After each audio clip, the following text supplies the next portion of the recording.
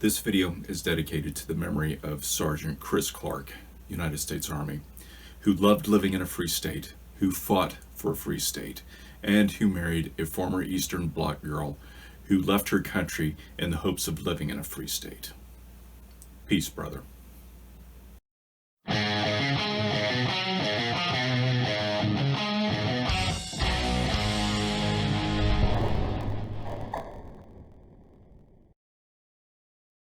Whenever a certain civil right gets misused, and uncommonly misused, mind you, relative to the gun-owning population, the cries ring out from the usual suspects that only the military and the police should have guns. So, only government agencies should have guns, which is another way of saying that only the government should have guns. As if to say that people in government are somehow different in their substance than everyone else, morally superior, better qualified, somehow. And yet, these are the same sorts of people who are convinced that Trump is literally Hitler and that the GOP is literally the American equivalent of the Nazi Party, who just happens to be in power right now. So, if I am understanding their reasoning correctly, they want to give those whom they consider to have overbearing authoritarian tendencies sole ownership of the tools that they need to exercise unlimited power over a disarmed populace. Seems to me that left-wing militias, such as the Huey P. Newton Gun Club and the John Brown Gun Club, have more rational responses to the potential threat of fascism in government, even if they need improvement in the skills they need to make it more than just a cool idea. Unfortunately, these militias are sympathetic to, if not enamored of, certain ideologies that have done no good favors for the countries that have adopted them, like the Union of Soviet Socialist Republics, or the Republic of Cuba, or the misaptly named People's Republic of China, Democratic People's Republic of Korea, and Democratic Republic of Vietnam. And it's being experienced in increasingly worse measures in the Bolivarian Republic of Venezuela. Now, I get somewhat the attraction of what socialist regimes advertise. Free stuff on the one hand, security on the other.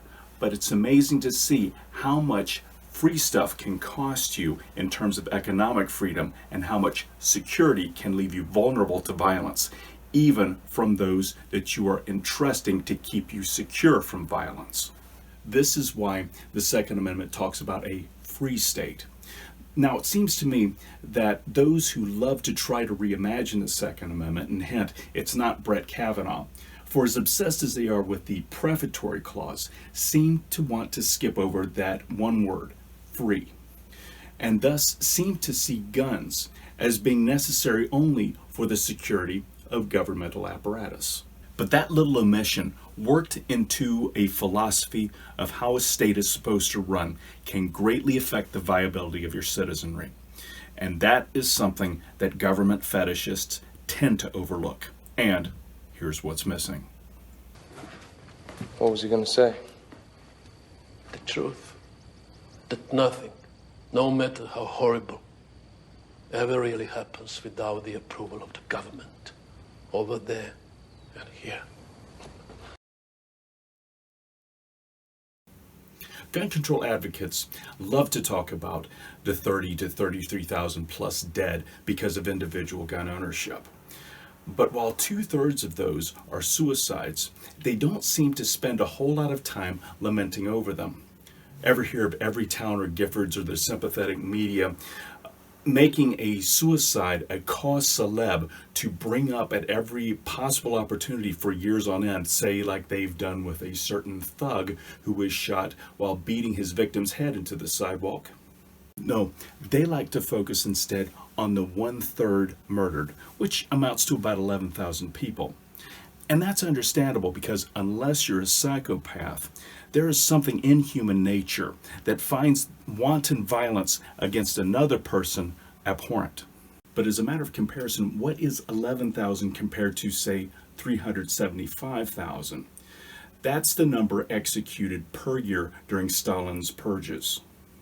What is 11,000 versus 1.4 million?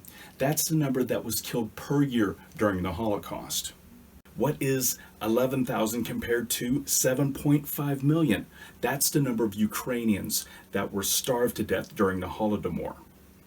What's 11,000 versus 14 million? That's the number of Chinese killed every year during Mao Zedong's Great Leap Forward. The point being, individuals may be capable of causing some mayhem, but the extent of the damage that they can do is rather limited, and they cannot hope to match the scale of brutality that governments have perpetrated and can perpetrate. To illustrate the matter a little further, even if we took the worst year that we suffered for gun-related murder, 17,000 in 1993, it would still take us 22 years to match a single year of Stalin's purges. It would take us 82 years to match those killed during a single year of the Holocaust. It would take us 441 years to match those killed during a single year of the Holodomor. And it would take 823 years for us to match the bodies piled up during a single year of Mao Zedong's Great Leap Forward. You might be thinking, wait a minute there, Mr. Here's What's Missing guy. I think you're making some unfair comparisons between gun violence in this country in this century versus all those regimes that happened in other countries from the last century. Perhaps, but for all the breast-beating theater that gun control advocates like to stage over our worst mass shootings, they tend to ignore the fact that the worst gun-related massacre on U.S. soil, not counting the American Revolution, not counting the Civil War, did not happen in Las Vegas last year by a loner, but rather by U.S. government troops 127 years earlier at Wounded Knee, killing as many as 297 Lakota natives. And even worldwide, individuals are easily overtaken by governments in terms of murder.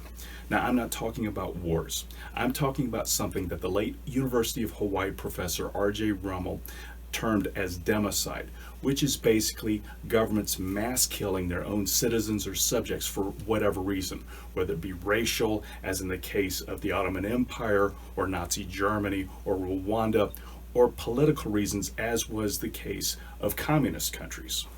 Health research funding, looking at Rummel's work, reported that democide was the leading cause of non-natural deaths worldwide in the 20th century, at least from a population standpoint. Now, globally speaking, individuals killing others with guns amounted to about 161,000 in 2016, according to a recently published article in JAMA.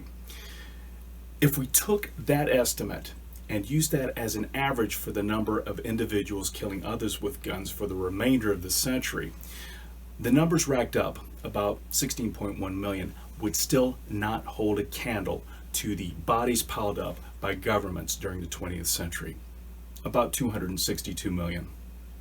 That's enough to have nearly wiped out all of the US population in 1994. Still think government is more trustworthy than individuals? Our founders didn't. While they weren't paranoid, they were astute observers of human nature, as put on open display throughout history, and saw government as a necessary evil, something that needed to be kept in check. And their observations have been proven right time and time again, if this quote from Mao Zedong is indicative of anything. Which is why the Second Amendment was incorporated into the Bill of Rights, explicitly for the purpose of keeping a free state free. And the right to keep and bear arms is healthy for any society intent on maintaining its freedoms.